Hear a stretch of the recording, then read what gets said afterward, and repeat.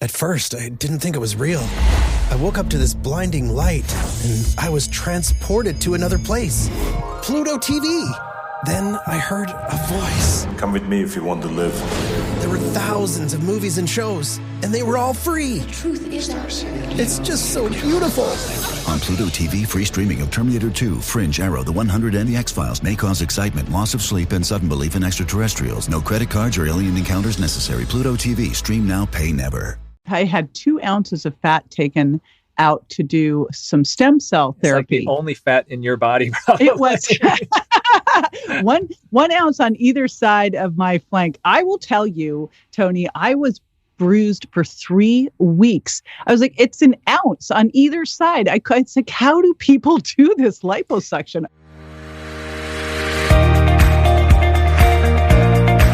Hey, it's JJ, and welcome to Ask the Health Expert. But this isn't just any old Ask the Health Expert session. This is your bonus session. Yes, it's the weekend, and because it's the weekend, we are going to take some time with an amazing expert. So be on the lookout for these Saturday Ask the Health Expert bonus sessions where we're going to go deep into an amazing subject with an incredible expert to give you actionable items that you can put into your life. Hey, it's JJ, and I've got Dr. Tony Youn back with me today. He is a favorite of the Ask the Health Expert show and one of my favorite people as well. He is known as America's holistic plastic surgeon. He is one of the nation's leaders in teaching health-conscious men and women how to look and feel their best. Plus, he is a best-selling author. He has also is public television star, has been on tons of national TV, but you probably know him best now for his, educational, entertaining, and sometimes crazy videos on YouTube, TikTok, and Instagram. You'll definitely want to check him out there. And you are also going to want to check out his Holistic Plastic Surgery Show podcast. And you can do that super easy by just going to subscribe to dryoun.com. And that is DRYOUN. So subscribe to dryoun.com. All righty, we will be right back with Dr. Tony Youn. Stay with me.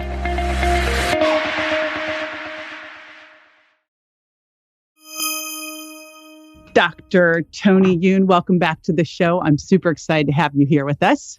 Thank you so much for having me on.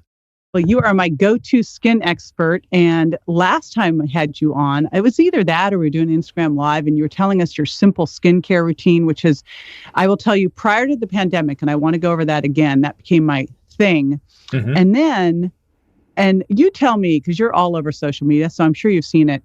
Was there like a little issue during the pandemic where people decided that they were going to become their own dermatologist, esthetician, and everything else? So there's been and skincare has been this really hot topic on social media. There's a guy who's a friend of mine, a guy named Hiram, and he's in his mid-20s. And in the span of 9 months, he went from being from total obscurity, nobody knows who he is, to having something like 6 million followers, subscribers on YouTube. And it's all about skincare. And it's about the skincare routine. And I think that has really, and him just putting it out there, has caused so many dermatologists and other skincare experts to really focus on this whole idea of skincare routines. And it's anything from the one we talked about will take 2 minutes a day to 20 to 30 minute skincare routines that people are doing.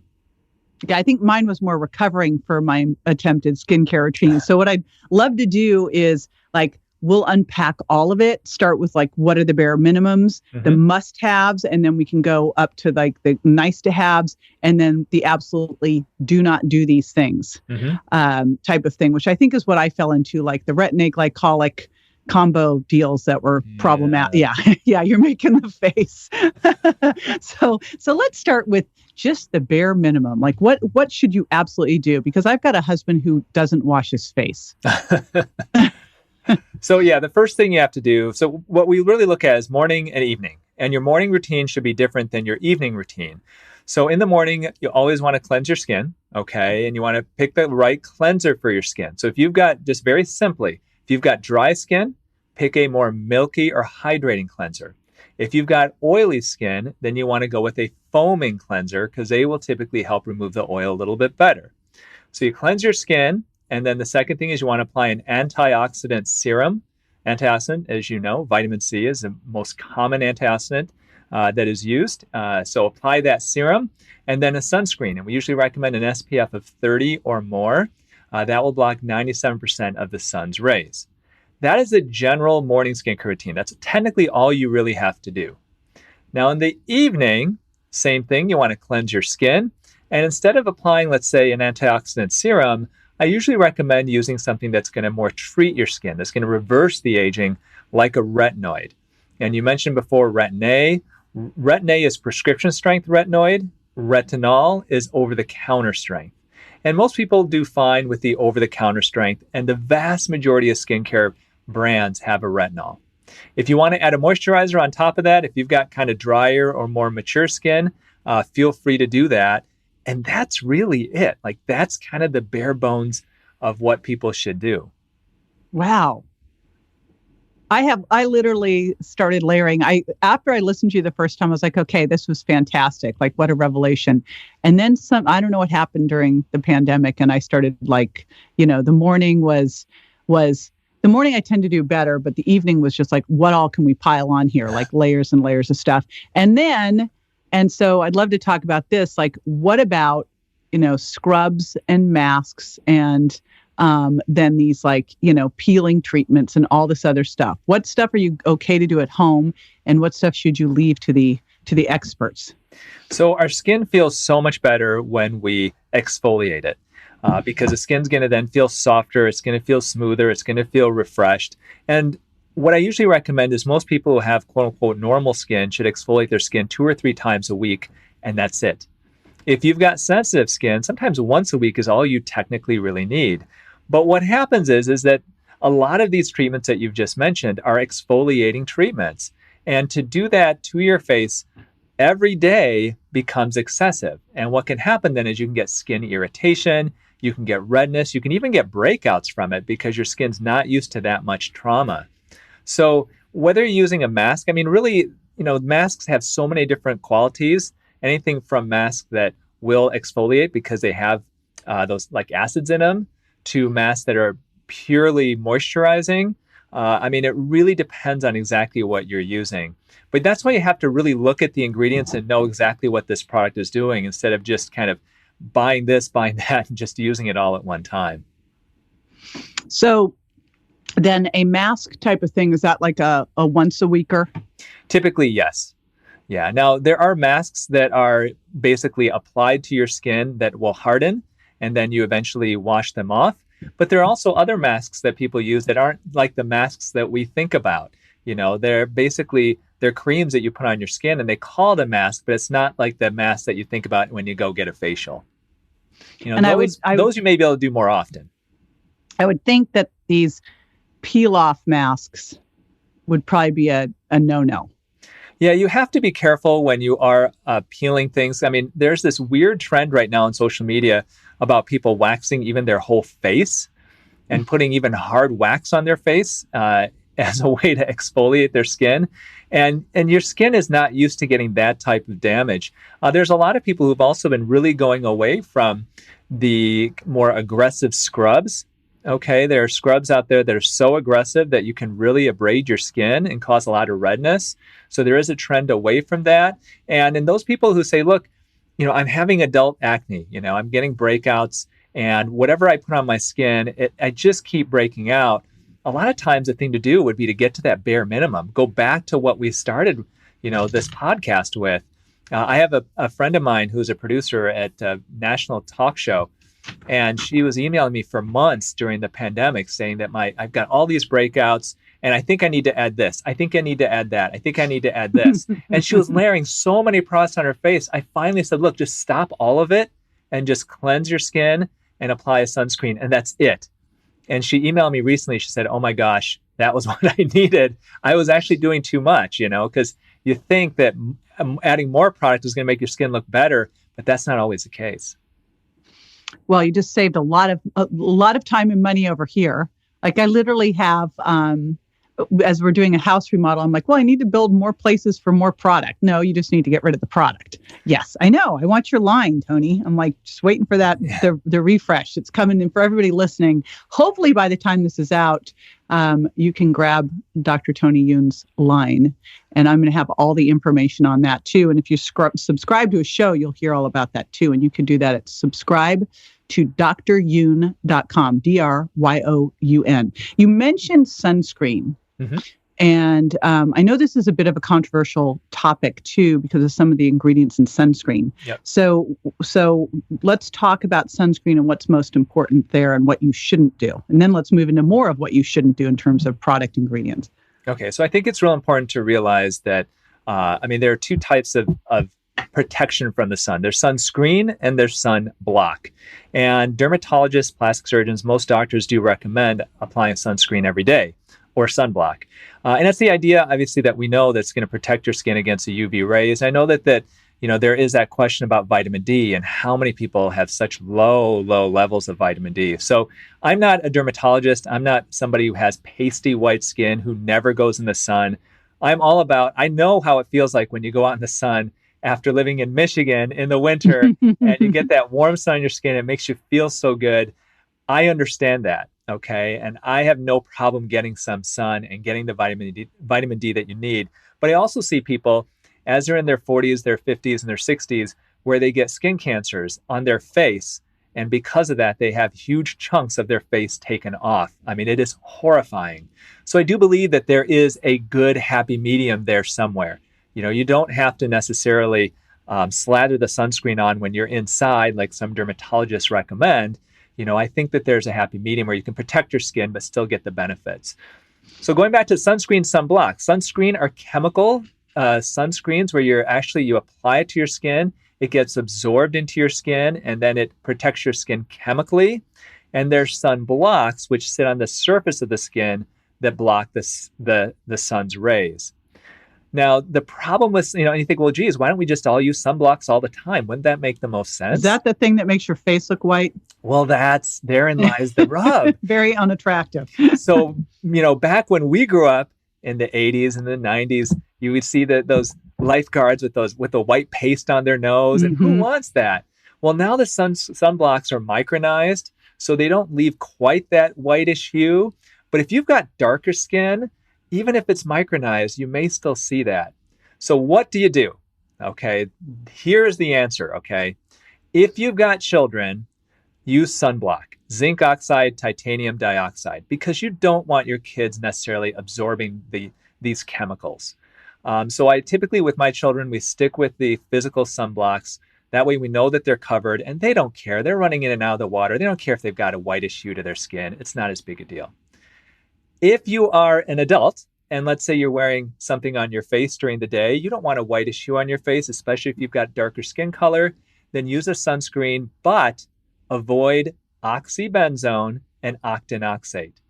Oxybenzone and octinoxate, two main things wrong with these two chemicals, very commonly used in sunscreens. The first thing is that they're potential hormone disruptors, which you've talked about on your podcast many times. And the second thing is that they're bad for the coral reefs. Now, if you live in Iowa, probably not a huge deal, but if you're on vacation, you're in Florida, anything like that, then you do want to avoid that. Avobenzone is very safe. That's deemed safe and effective. If you're going to go with a chemical sunscreen for your face, then use something with avobenzone instead. Okay, perfect. This is fantastic. Now, beyond sunscreens and products we should avoid, what other things should we be watching out for in, say, cleansers and skincare? So there are, the United States does not regulate the beauty products very, very well. There's only about 11 different ingredients that are banned in the United States, whereas there are hundreds, if not thousands, banned in the UK. So there are definitely a number of things to watch out for. Parabens are one thing, and the worry about parabens being hormone disruptors as well. Phthalates, which are plasticizing agents too, you want to be careful with. And really what I tend to do is I recommend, look, if you really want to be careful, you want to look at clean beauty, there's a couple places that you can go. Environmental Working Group online has got a good website where they go over like all the different ingredients found in skincare, and will give you their recommendation of whether it's safe or not. And there's an app called Think Dirty, which has nothing to do with what you may be thinking. But it's Think Dirty, and it's actually, you can take like the UPC symbol at the store, and it will actually look up those products for you. That's fantastic. And give you their recommendation of whether it is safe or not. And then we can just use yours. So you've got a cleanser, a serum, sunscreen. So I know you're coming out with sunscreen, right? Yeah, so sunscreen is a pain because you do have to get that approved with the FDA. So what I've done is I vetted one of my favorite skincare lines. It's not mine, called La Roche-Posay, and I vetted them for their right sunscreens, and those are the ones that we are actually affiliate marketing on my online store. But we can go to your store and and everything there is going to be clean, and we know we're getting what we. Yeah. So you want to look for, the whole tagline is clean beauty. Some doctors are against it, but they're also the same ones that will say, hey, you know what? It's fine to eat fast food as long as you follow the FDA's recommendations of their food pyramid, stuff like that.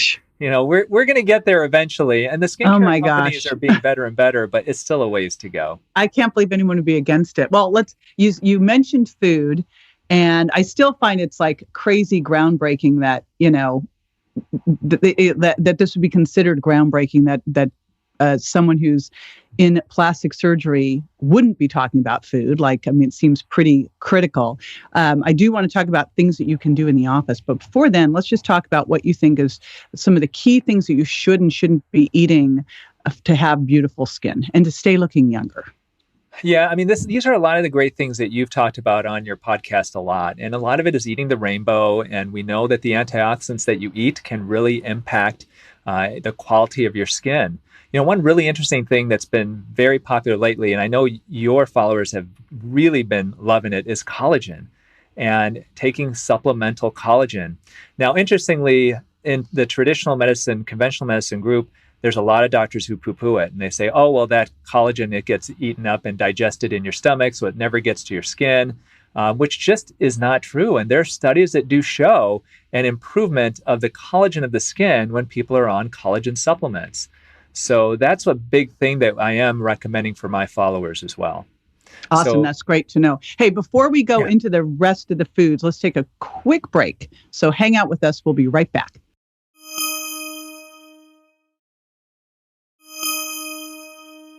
All right. I know that was a cliffhanger, but we've got collagen and we've got eating from the rainbow for the antioxidants, just like you're putting topical, you're eating them too.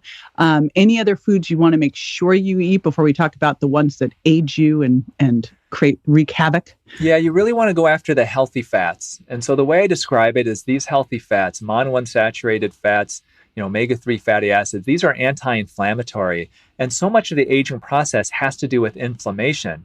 And so the way I describe it to my patients and my followers is that these types of fats, like cold water fish, nuts and seeds, these can really help to soothe the skin from the inside out and provide even moisture from the inside out.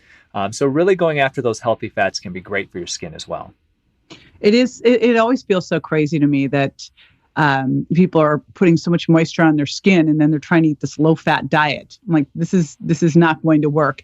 And the other one that makes me nuts is the sugar. So let's talk about what you shouldn't eat that will age you faster and you'll see it on people's skin. So the number one thing, just like you said, is sugar. Sugar equals wrinkles. And, the sugar has impacts on other, obviously, health issues. But a lot of people don't realize that the more sugar you eat, the more inflammation that you get in your skin, and the faster that you will actually age. And it's a process of glycation where the sugar actually will bond to the collagen fibers of your skin and cause it to kind of kink and not be as in tight bundles, combined with that kind of chronic inflammation that you can get from the chronic sugar spikes and the insulin spikes. So if you do one thing to improve your skin, it would be, and I recommend this to everybody, stop drinking soda pop, or at least reduce the amount that you drink, because that's forget it. Don't reduce it. Knock it off. Like, how are people still drinking soda at this point? Really? Your followers are probably much healthier than mine. For me, I try to get them started. Like, just stop drinking 6 soda pops a day and just drink one to start out with. Well, what you can have them do as a transfer is have them transfer from regular soda to Zevia soda. Yes. Have you tried that Zevia? I have. Yeah. I think it's good. I myself would just get rid of all of that. Yeah, but you're not normal. You're not normal. This is like trying to take soda away from people. I always go, it's a step down. We'll take it from, regular soda to a Zevia soda to sparkling water. Like, let's just take it down to sparkling water, fruit flavors, to plain sparkling water, to actually drink water. I mean, Any other big avoids besides the sugar, and more sugar? Well, I think the other thing, and this probably isn't, I mean, your audience is very healthy, but there's so much of this kind of fast and processed foods out there. And we're talking about these foods will cause free radicals to develop in your body. They're harder to digest. It really trying to stay away from these types of processed foods. And really, I have a saying that I do on my YouTube channel. It's eat real food, use clean skincare, and only consider actual plastic surgery as a last resort. And so my feeling is if you stick with that as just a basic, then you're going to be way ahead of everybody else. So let's talk, because here you are, a plastic surgeon, saying plastic surgery is a last resort. So refreshing. But I know before you actually go in and go under and get cut, there's a whole lot of things that can happen before then in office. So what are some of the, I always rely on you as to what are the things we could be doing? What are the things that are kind of don't deliver the results they're saying they do? So what are the ones to look for right now? So right now, some of the really cool things going on are the PRP type of microneedling treatments. So this is called regenerative cosmetic medicine. So microneedling, very common treatment, and it's very inexpensive, where you have an automated device that makes tiny little punctures in your skin to create basically a controlled trauma that will cause the collagen of your skin to tighten up as it heals. Well, you take that to the next level and you actually then put PRP, platelet-rich plasma, your own blood that's spun down and the platelets and growth factors removed, you put that over the skin. And when those little puncture holes are still open, if you apply it right after the treatment, that PRP will seep into those little puncture holes and will help to rejuvenate the skin from the inside out. So that's a really cool way of really utilizing your body's own growth factors and its own inherent kind of healing abilities to make you look younger. The other thing and so with that one, how often is that a one-shot deal? Do you do that repeatedly? And what's the recovery time? Recovery usually is a day or two, if that. And that's something that you can do every couple of months if you'd like. And it really depends on how aggressive they are, or how deep they go with the needles. Okay. And does it hurt?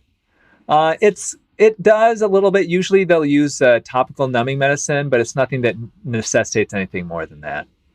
Okay, cool. Yeah. Next one.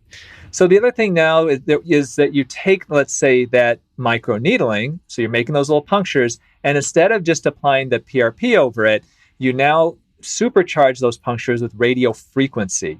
Radio frequency is heat. And so you do these needles, and when these, and technically they're gold-plated needles, go into the skin, then it releases this radio frequency energy to create heat in the deeper skin. And this is a way to not only get the results from the microneedling, but you heat up the deep skin and you get even more tightening of an effect. So there's a treatment called Morpheus, which is one of the most popular ones. We literally just got in our office. It's a really hot treatment. A lot of people across the country are really getting on board with this. And this is the first one in 17 years that I brought into my office that actually will also tighten up skin of the body. Because, we have options for tightening the skin of the face and of the neck, but it's those other areas that bother people that we just have not had good options for, like loose skin around the knees, of the tummy, of the arms. So I'm real excited to see whether this really lives up to the hype as being a non-invasive option to tighten up skin of the entire body, like from head to toe. Interesting. Yeah, my esthetician's, well, she's a nurse practitioner. She has one in her office. Mm-hmm. And I was like, I'm not doing anything until I talk to you. So it's interesting you brought that one up. And it sounds like I just did a CO2 laser and then did PRP on top of it. So that sounds kind of similar. There is this idea of layering treatments, which I think overall is a good idea. It's not such a good idea sometimes when you're talking about layering fillers, but when you're layering skin treatments like that, because there are certain treatments that are really, they leave, let's say, the surface of the skin intact, but they heat up the deep skin. And if you combine, let's say, a treatment like that with a surface treatment like a fractional laser, that type of thing, then you can ideally get your skin rejuvenated from the inside out, like literally, taking care of multiple layers at a time. So what about fillers and Botox at this point? Has anything changed there? What are you recommending? Nothing huge has changed at this point. Botox is still king. Really, it's I think last year over 5 to 6 million people have it done. It's very, very popular. I wonder if when the quarantine ended, if there was a mass rush to that. Oh, it was insane. I think in my office, we had something like 500 or 600 people signed up, like waiting to get in. Yeah. It was insane. But the interesting thing right now is that there is a Botox alternative from a company called Revance that is in the FDA approval process, and it is billed as a longer lasting Botox. So Botox lasts about 3 to 4 months right now on average. And this one's supposed to be more like 5 to 6 months. It is not FDA approved yet. It's on its way, and it can get approved any day now. And that, I think, could really change the game. Nice. And what about the fillers? What are the fillers that you're recommending? And what about fillers versus fat? So the most important thing with filler is you want to use a filler that is a hyaluronic acid. So hyaluronic acid is a naturally occurring substance in your skin. Restylane and Juvederm products are the two big brands that use hyaluronic acid. And the reason why you want to stick with that is because, worst case scenario, if you get filler and that filler is accidentally injected into a blood vessel, you could develop scarring, you could develop dead tissue, you could lose parts of your face, and you can even become blind. And all of these things have happened. Thank God, not to any of my patients. But if you have a hyaluronic acid filler, you have an antidote to it that you can inject to melt it away and potentially reverse if something crazy like that happens. If you have some of the other types of fillers that are not hyaluronic acid, then basically you just wait and see what dies. It literally is that bad. And so if you're going to have fillers, stick with Restylane or Juvederm products because you know they're reversible and they're by far safest. Now, I've been in practice 17 years, and when I first started practice, I injected fat in, I swear to God, half my patients. And now it's a very small percentage because fat is surgical. Fat's a little unpredictable. So for me, I use fat when somebody comes in with a very, very drawn and gaunt face, where you're going to be injecting a lot of syringes of filler to get them where they want to be. For some of them, fat can be a really good option. But fat does take a couple of weeks of downtime. It's real surgery. So that's usually what I save it for. That makes sense. I had 2 ounces of fat taken out to do some stem cell therapy. It's like the only fat in your body, probably. It was one ounce on either side of my flank. I will tell you, Tony, I was bruised for 3 weeks. I was like, it's an ounce on either side. It's like, how do people do this liposuction? It's probably because it was so hard for them to get just 1 ounce out of you that, for me, certain people I could get it out in like a minute and a half.